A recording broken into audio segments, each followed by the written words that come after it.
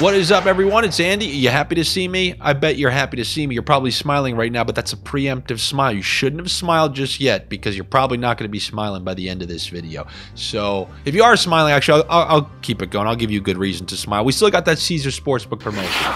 I fought for it. You got it. First bet is risk-free up to $1,250 as long as you're a new user on the platform, over 21 and located in a state where sports betting is permitted. So if you are, you meet those conditions, click the link in the description of this video. It will take you there and you can try to fire off one of those Caesar same gamers that we've been slapping left and right. But if you got a problem, that link isn't for you. 1-800-GAMBLERS for you. Somebody will be waiting to take your call 24/7. It's not one of these 9-to-5 companies. Somebody's always there to answer your call and help you out with whatever your issue may be. Now, we got a bunch of games on this Thursday night. I'm going to talk about some of them, and then I'm going to tell you about a little issue. So the first thing we got is the New York Rangers taking on the Montreal Canadiens. Rangers look pretty bad with Patrick Kane in that lineup. Now, does that really mean anything? I don't know. They were missing 2 defensemen. They dressed 5 defensemen. 2 of their regular defensemen weren't in. They were tinkering with the power plays, and they had 4 days off. So did they work that out? They have 2 weird power play units. They took Zibanejad, Tarasenko off the top unit, so it's a weird unit all of a sudden. And I don't know, are they going to come out of this break with some renewed energy? And are they going to come out and dominate Montreal? I don't know. It's tough to tell because, you know, rats tend to live on that team's home ice. You know, if the Rangers were at home, you'd feel a lot better. But such a heavy favorite on the road, it's a tough one to trust. Not sure if I want to do that. What am I going to pick? Here's the problem. It has been shared with me that my sniffs are being bottled up by some entity and sold off to the side. My exact sniffs are being sold off to the side. And do you think I'm the kind of person who's going to let that happen? So we're going to talk games just like that Rangers game. We're going to talk more games like this Golden Knights Lightning game. And we're going to tell you about them. And maybe or maybe not, we're going to give the picks to you. And maybe or maybe not, those picks are going to be on my Instagram. And maybe or maybe not, it's going to be closer to game time so somebody can't rob my picks. There are certain people that you should pick and choose your battles with. You knew this was going to happen. You never had your car. So the next game that we got are those Lightning Golden Knights. Another tough one to figure out. The Lightning came through on that game home. It was a must-win. Can't be losing 6 in a row. But now you got to step up in competition. They were playing very poorly. When they played good teams, they were losing. Bad team found a way to win, even though they went down 1-0.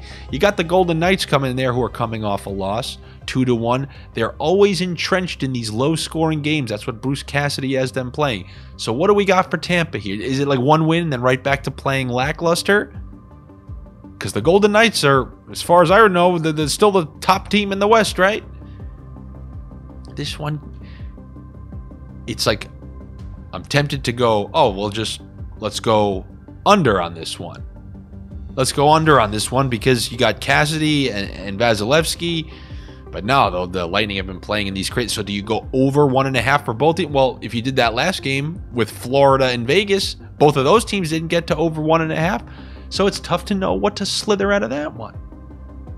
You have the Kraken versus the Senators. Senators were as reliable as they come. Did they go on the road, get smacked? Is that just one little, okay, yep, that's that game on the road we slept through, and now it's right back to playing our great hockey? Because the Kraken, they came back against Colorado, came home, had a very good game. They're a good team. They've been a good team all season. Not going to be an easy team to beat on the road. Are we getting value with this? How about the Sabres? The Sabres, everyone thought they would go on to the road. Our awful home team lost that home game against Edmonton, go to the Island the next night. We took the under. We hit on that because of the way the Isles were playing defensively. But I didn't want to, even though I thought maybe the Isles, but the Sabres have been too good on the road.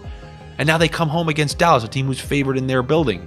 Are we going to take the Sabres at home when they've been struggling, coming off a couple of straight losses? Is this the awful Sabres we talked about? Do we want to trust this start? A lot of questions up in that one. Who has the answers? Potentially my nostrils, but it's just so hard to know. So if you want to know what some of those sniffs are, you probably want to head over to my Instagram. It's @AndyFrancis. You can go over there. You follow me there. check my story. We may have a sniff or two for you in there. But can't bottle them up if they ain't here early in the morning. So those are some of the feelings I have about those games. Those were some of the ones I was looking at there. Edmonton and Boston. Boston, they've been money all season. They've been money. They're on another 10-game win streak, I think. Dominated the Rangers last week. Just an incredible season. They went into Edmonton, beat them there, beat Calgary, you name them, they beat them.